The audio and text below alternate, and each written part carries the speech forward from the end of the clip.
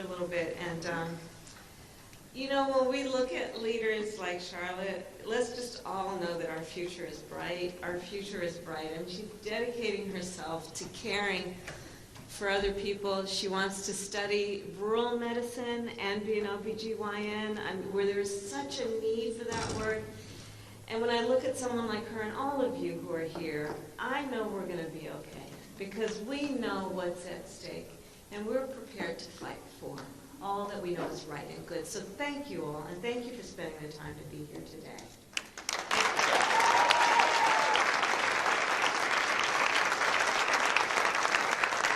How'd the training go? Everybody good? You pulled out your cell phones and figured out that whole app and everything? We're good? Kinda. We'll keep working on it. So let me just say, first of all, it's good to hear. This is what I hate talking about a podium. Let me just first again thank everybody who's here. You know, there is so much at stake in this election. I know you all know that. That's why you are here instead of the 5,000 other things you could be doing. And I am very optimistic about what we are capable of. I know what we are fighting for. We're not fighting against something, we're fighting for all that we believe in, to be good and right about our country. We love our country. We love our country. And we understand then what is at stake in terms of foundational, fundamental principles and ideals, including one of the most important, that of freedom. I believe freedom is fundamental to the promise of America. The promise of America is the promise of protecting and respecting individuals' rights and liberty and freedom to make certain decisions, including those of heart and home. And what is at stake right now in our country on the topic of this convening, but there are so many others, is so fundamental to the question of what kind of country do we want to live in? That's what is before us in November. And each of us has the power to answer that question. What kind of country do we want to live in? And what we know is that, sadly, almost 2 years ago now, the highest court in our land, the court of Thurgood and RBG, took a constitutional right that had been recognized from the people of America, from the women of America. And thereafter, in state after state, we've been seeing laws proposed and passed that would criminalize healthcare providers. In some states, providing prison for life for doctors and nurses who simply provide health care. Laws being proposed and passed that make no exception even for rape and incest. And many of you know I started my career as a prosecutor. You may not know why. So one of the reasons is because when I was in high school, I learned that my best friend was being molested by her stepfather. And I said to her, you gotta come and stay with us. I called my mother. My mother said, of course she does. And she came to stay with us. And so I decided at a young age I wanted to take on the work that was about protecting women and children from violence. The idea that some would be proposing and passing laws that say to a survivor of a crime of violence to their body, a violation to their body, that you don't have a right to make a decision about what happens to your body next. That's immoral.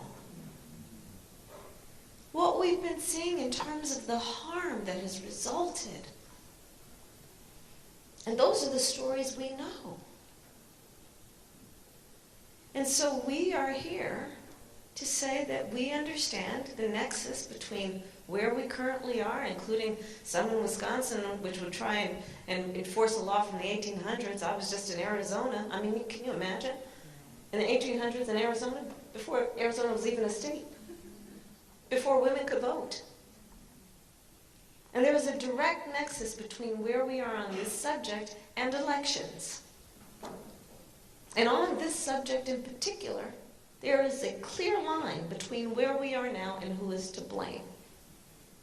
Because the former president was very clear with his intention. He would fill and appoint 3 members of the United States Supreme Court with the intention that they would undo the protections of Roe. And when they then got on that court, they did exactly what he intended. And remember, let's not forget that interview where he said women should be punished. Let's not overlook that he has said he is proud of what he did. Proud? That healthcare providers could go to jail? No exception? Proud that our daughter, Doug and my daughter, will have fewer rights than her grandmother? And look at the reality of this in terms of the stories every day. But here's the thing, I've been traveling our country on this subject. And one of the things I do believe is that the majority of us as Americans do have empathy. And what I'm finding is that more and more people will openly agree that one does not have to abandon their faith or deeply held beliefs to agree the government should not be telling her what to do with her lives. Right? If she chooses, she will talk with her priest, her rabbi, her pastor, her imam. But it should not be the government telling her what to do. What I am finding is that when people go on election day, if they are encouraged and reminded that their vote can actually make a difference in terms of who holds that local seat, who holds that statewide seat. God love your governor. God love your senator.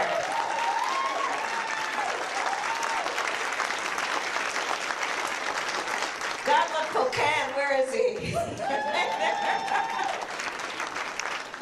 People, when they are encouraged and reminded of the power of the individual and their vote to weigh in on this subject, they see and know what is possible. So that's what we are in the process of doing, is traveling the country I am, and you here as leaders in Wisconsin, reminding people of what is at stake, reminding them that I think most of us don't intend that other people would suffer, that most of us don't intend that the government would be making such personal decisions for other people, and that this is a moment where we must stand up for foundational, fundamental values and principles. And here's the other piece that I will say. When we think about what is at stake, it is absolutely about freedom. You know, we talk about democracy. Well, let's think about it. I think of democracy as having, basically, there's a duality to the nature of it. On the one hand, incredible strength. When a democracy is intact, the strength it has in terms of what it does to protect its people and protect individual rights and freedoms when intact. It is also very fragile. It is only as strong as our willingness to fight for it. And so fight we will. And fight we must. And here's the thing. When we fight, we win. When we fight, we win. So I will say, let's just make sure that we do everything we possibly can. I'm just looking for here, that's where I knew it was, 197 days. We have 197 days to go, which is kind of a long time, but really a short amount of time. And there's a lot we can get done. And I know I'm preaching to the choir here. Elections can be fun. You know, one of the things that I love about yes, think about it. But think about it. I don't know if the person you're sitting next to right now you've met before or not, but what I love about campaigns, you get to meet people that you may have never met before who all come together because we care. And we understand what's at stake, and we understand the power of the collective, and we remember that we're not in it alone, we're all in it together. And so let's think about these next 197 days, yes, 197 days, in a way that we remind ourselves that this is what the strength of our country looks like. It's about everybody staying engaged and involved. It's about remembering that the sign of real leadership is based not on who you beat down, but on who you lift up. Exactly. That real leadership, right, is about looking at someone and knowing that the character is about the kind of character that has some level of compassion and concern and care about the struggles of other people and then takes it upon themselves to do something about it. And that's what we are then, a room of leaders who care and are willing to get engaged. And so in this process, Wisconsin, I say let's re-elect Tammy Baldwin to the United States Senate, Cocan to the Congress, and Joe and me to the White House. Thank you all very much.